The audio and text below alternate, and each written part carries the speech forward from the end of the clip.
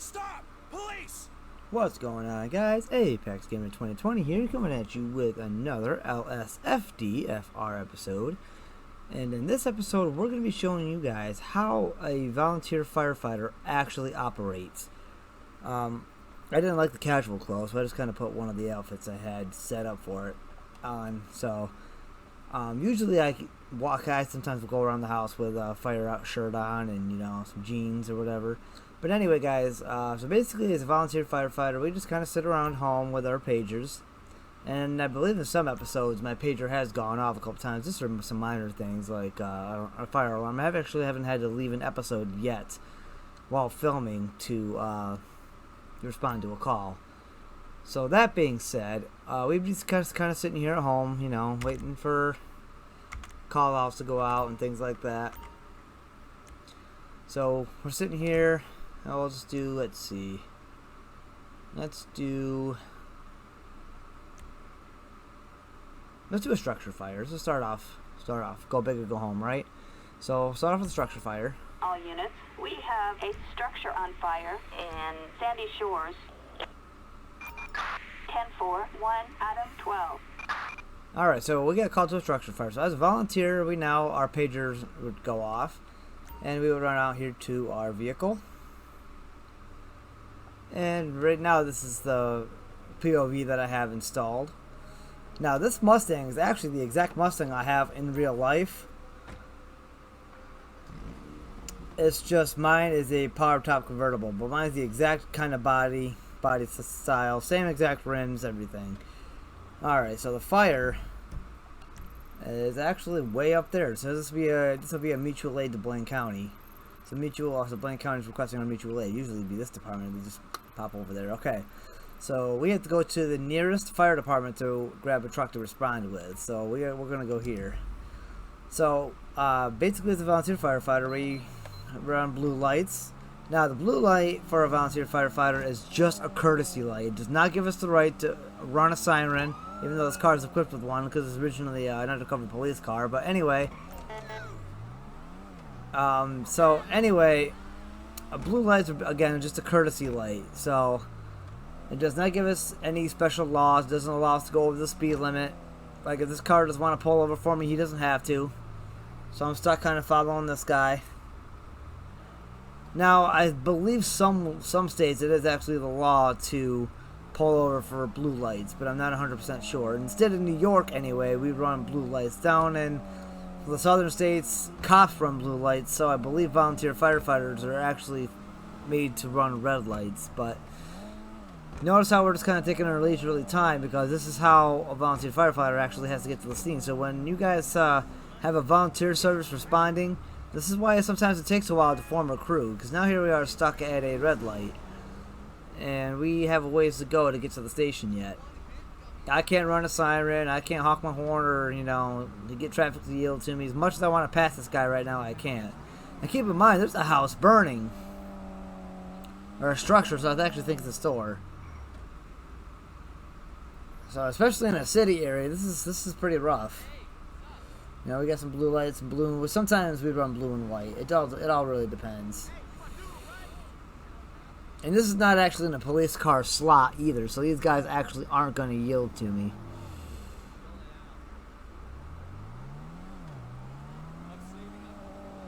I'm actually going to put this car in a police slot at some point. In a police slot that's not in the game. That way these cars would actually yield to me, because more often than not, most drivers, if they see a blue light, will pull over for you. Because the blue light is basically just a beacon saying, hey, I'm on my way to an emergency, would you mind pulling over? It's basically what that means. Now, there are some firefighters out there that will drive like a complete dick. They think that because they got blue lights on, that their shit don't stink, and, it's just kind of their mindset. They drive like jerks, and they pose threats and danger to traffic and pedestrians. So here we stop, we look, this guy's going to yield to us, so we're going to come this way. Alright, so now we finally made it to the station. So we'd find somewhere to park at the station. We're just going to kind of park right here. Yeah, we're just going to kind of park right here. And we're going to jump out. Now, we can't go actually inside the fire station, so we're just going to pretend there's a gear rack right here. Okay, so we run to our lockers and we get our gear.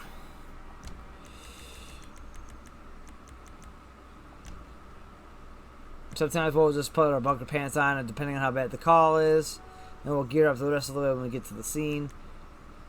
We're going to go ahead and throw this on. Oops, wrong one. We're going to throw this one on. Okay, so now we're going to... Actually, I can't get firefighter partners either, so that kind of sucks. But anyway, now we're going to jump into our truck.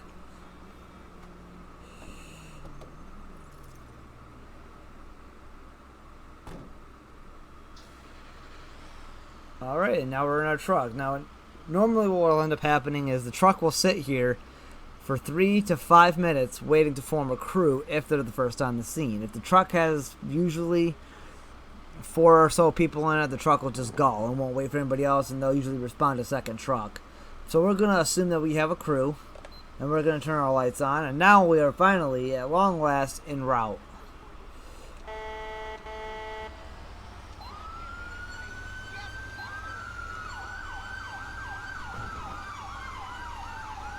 And all in all, guys, it takes a while to get a truck en route.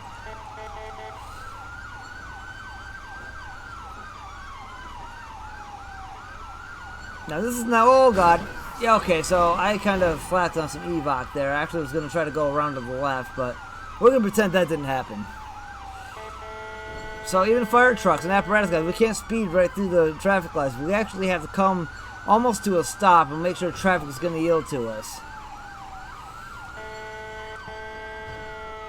And they will do that. They'll stop in front of you. They'll stop in the middle of the road. Typical evac trainings I've mentioned in previous videos is that usually you want to try to pass on the left. And if you guys ever have this happen and you see firefighters and fire trucks coming up behind you or whatever, and you're at an intersection, let them go through. Just kind of stop at the intersection like these cars here. Don't go. And, you know, just kind of sit where they're at, and they'll go around you. But if you can, and you're traveling down a road, pull over for them.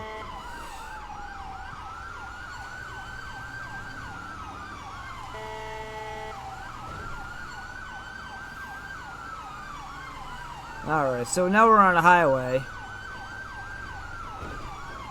And we're about 2.5 miles away.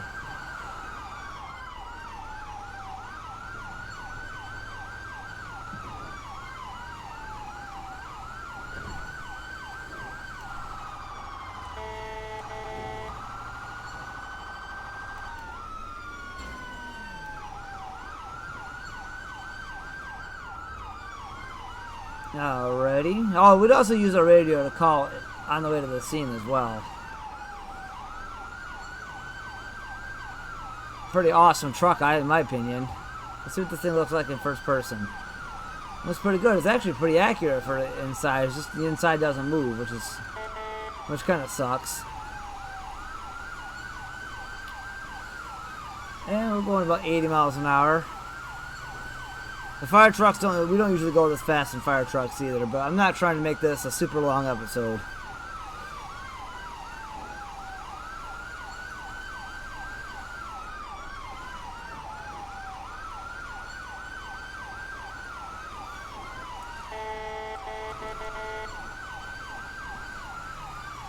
Now there is a way to install like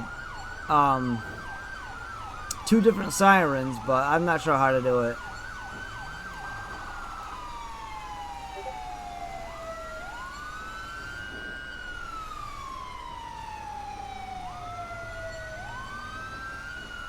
Alright guys, we gotta take this exit.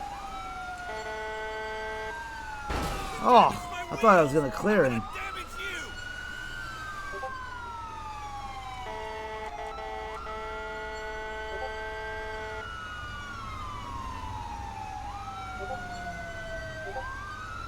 Yeah, we also don't hit cars, by the way, just so you guys know.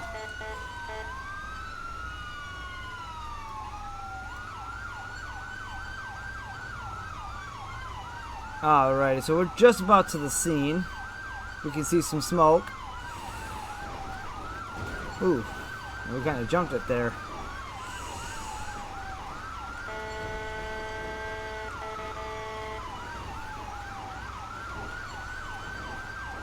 It had a pretty long response time.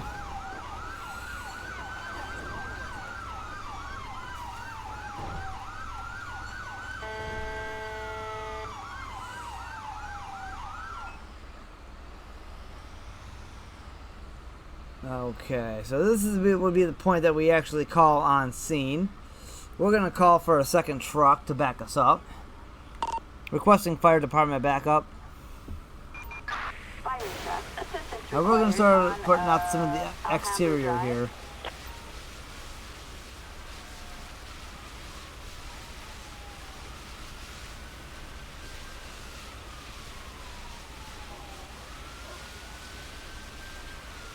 Also, we wouldn't be in the truck doing the deck gun. There's actually a whole bunch of steps we'd have to do for a deck gun.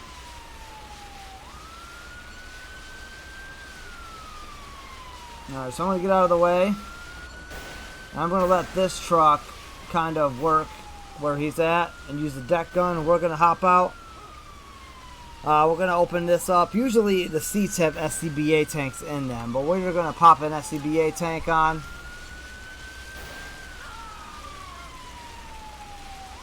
Oops, wrong one. There we go.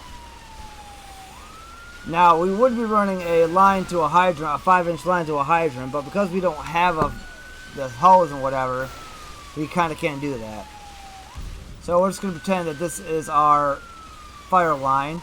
Now, while these guys are working outside, you don't usually go in without a partner either, but I'm going to kind of... Okay, so these guys are more focused out here. I'm going to go ahead and head inside. I gotta make sure that there's nobody else in here.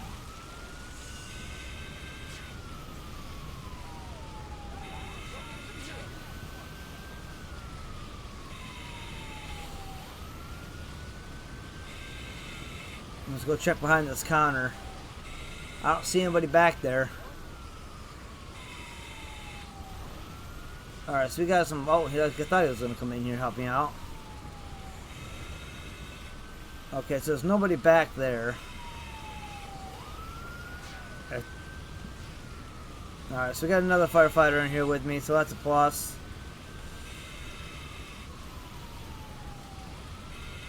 It's time to go get some heroes.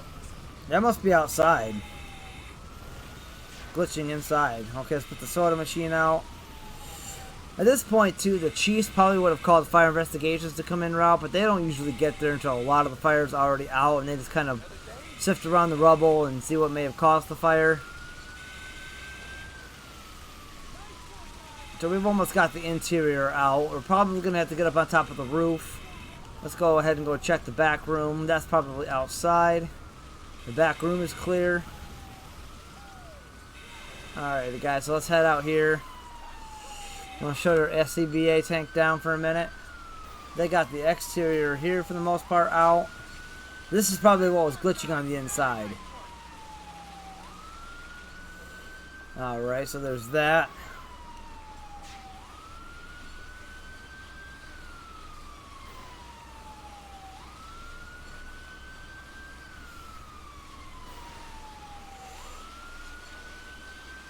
Okay, so that part's out. Now we gotta see if there's a way up to the roof. Alright, so they're gonna get out of here and we're gonna kind of stick around for a minute. Oh, wait, actually, if they're leaving, I think the fire's out. I don't think there's any fire on the roof, but we're gonna go look anyway. Alright, so there's no fire up on the roof, so they are gonna go ahead and get out of here. As are we. And that's basically it, guys. That's basically how a volunteer firefighter operates. Now, once again, there usually would be a fire hydrant around here, or if there's not, we would find a porta pond. And basically what that means is we have this big old pond that we would start dumping water in, and then we would be shuttling tankers to and from that scene. Alright, so we're going to put our fire extinguisher in here. This guy needs to learn how to drive. For Christ's sake. Okay, so then we would put our SCBA tanks back. So we're going to gear down a bit to here.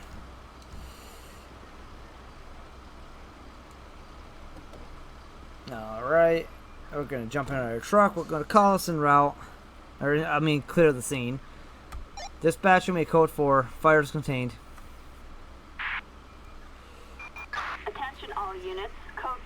no additional And support there's an needed. accident that just happened to spawn right there that we did not see spawn. So basically then we'll come back to the station. We're going to kind of back up down this road here. Citizens report on Los Santos Freeway. Yeah, we're going to get cop call outs now. 10-4, copy that. Alright, so then we just kind of, oh, there's a blue stop sign.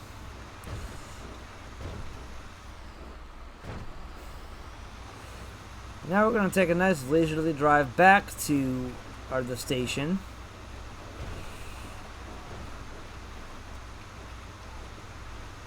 At this point, you guys, we'd be ending up rolling up. There's so many smaller details that I didn't cover, but I guess I'll go ahead and cover those while we drive back to the station. So the first thing with it on a structure fire that we would do is we would roll out a 5-inch line, and sometimes we'll wrap the 5-inch line, which is actually the line you see in the back of the truck, the yellow stuff there. Usually there's 5-inch, several different size hoses there. Usually it's a 5-inch. I'm not sure what the other ones are. But the 5-inch is like a really, really big one that connects to the hydrant. Anyway, so we connect that to the hydrant. And once we got that done, the truck would pull and drive forward, which is called a forward lay. Now, once that happens, we get most of the 5-inch line off the truck. We disconnect it at a certain coupling, and then that coupling would go into the side of the truck. And that's where we would supply the truck with water from the hydrant. And the truck then supplies other attack lines. And I'm not sure what the actual size of those hoses are. I believe they're 1.5 inch, or 2 inch. I'm not 100% sure. Sometimes even 3 inch, but I'm not 100% sure on that. So the attack lines would then go in the inside the structure or outside the structure, or maybe some both.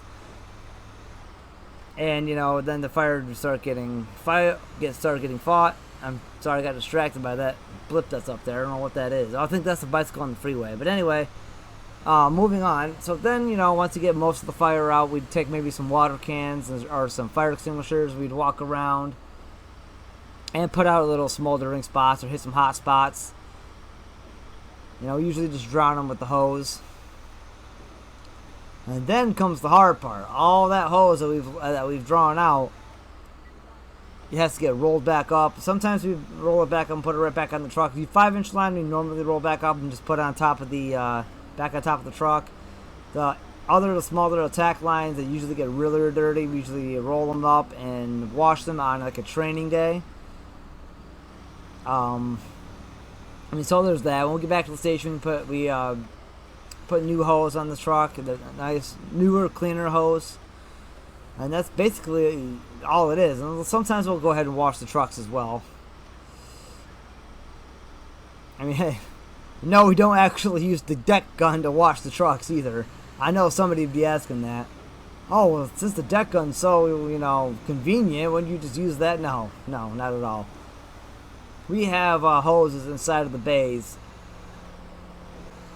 that are dedicated to washing down, hosing the trucks, things like that.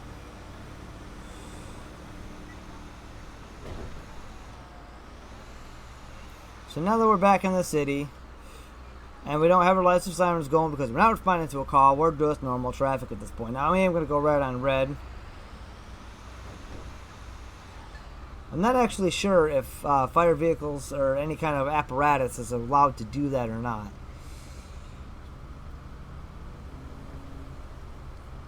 But yeah, we were out there to assist the Blaine County with a structure fire today. So I'm kind of hoping that in a way that this puts you guys into perspective as a volunteer's point of view. I think I get to go straight. I think that's what that one green light means. I'm not sure. I don't think that was a turn lane. How far are we from the station? Okay. So yeah, and there's a bunch of other little things that we would end up doing. They're little. We call them little things, but not really all that little. After we get the fire out, it's usually something we do called overhaul. And, overhaul is basically you just take a bunch of pike poles and stuff and you start tearing certain things down where there's some smoke coming out, and you start looking around, maybe finding a hot spot inside the building, or, you know, try to salvage whatever you can. Sometimes it's not always possible.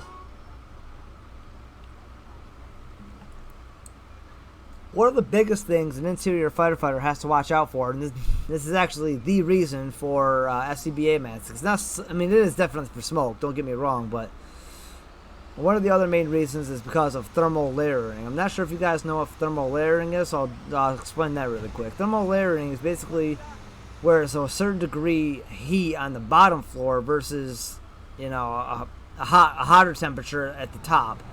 So on the floor, you're looking at, like, for example, it might be 300 or 400 degrees, and then up to where the ceiling is might be 2,000 or 3,000 degrees.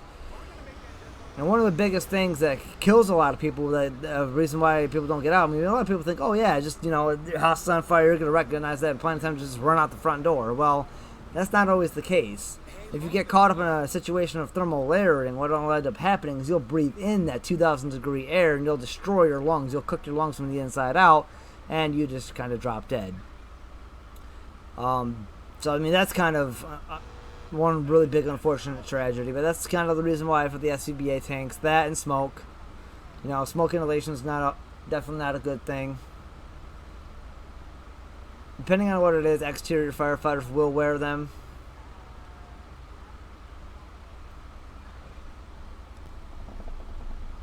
I don't usually spend a lot of time wearing them, but I'm only an exterior certified. I don't do any of the interior stuff as of yet. I still have a lot of training to do as far as that goes. There's a long red light. There we go. We actually got to cut over to the next lane anyway.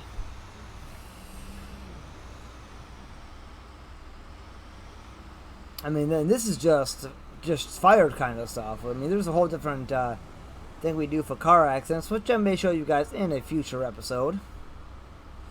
Right now, we're just kind of enjoying the learning curve, learning thing of what volunteer firefighters do, or any firefighter for that matter. But the at-home respond with a personal vehicle to the station in a blue light, that's really what separates a volunteer from a career firefighter. A career firefighter usually hangs out at the station and waiting for those calls, but that's because they have such a high call volume that they're more likely to get one or two calls a day, so it's just easier for them to be ready at the station with it.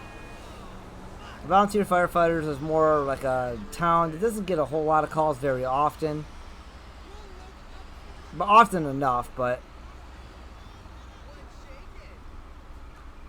you know, it's not, volunteers aren't gonna sit at a station 8 hours a day if they're not getting paid for it. And again, that separates the difference. And the way we did this episode today, was exactly that. Now, we sat at home, we were watching TV, we got a structure fire call, mutual aid out to Blaine County. We responded to the scene and put the fire out, and now we're on our way back to the station. Now, the thing about responding to the scene is some states will let you, or some departments rather, I shouldn't say states, but some departments will let you go to the scene with your POV and carry your gear with you. Our department used to let us do that, but we have had recent protocols that changed, so we're not allowed to do that anymore. All of our gear is to be kept at the station, and we are required to respond to the station. There's only very special circumstances that you can respond to the scene. I mean, you even have to pass the scene to get to the station. And if the department has to back into their fire station like I just did, they will turn the lights on if they've got to block the road to do so. And then we're back here. We drop our gear off here. Depending on how bad the call is, you might wash it in a washing machine and put it on a drying rack. And then my POV is gone because, you know, I jumped into this vehicle and this then became my vehicle. So I don't know where my Mustang went. I think it went... where did my Mustang go? I saw the car icon for it. Well, at any rate, I'd, gear down, jump in my Mustang, and I would head back up to the house, and that'd be that. I'd continue on with my day. So I do hope this gives you guys some insight on how volunteer firefighting works. I do hope you guys enjoyed the episode. And stay tuned soon for the EMS version of this, because I'm going to be doing a play-by-play for EMS as well. But that one's going to be pretty extensive. I'm going to get through really, really extensive with that one. So stay tuned for that, guys. Again, I hope you enjoyed the episode. Don't forget to leave a like, a comment, and subscribe. And I will see you guys in the next video. Peace out.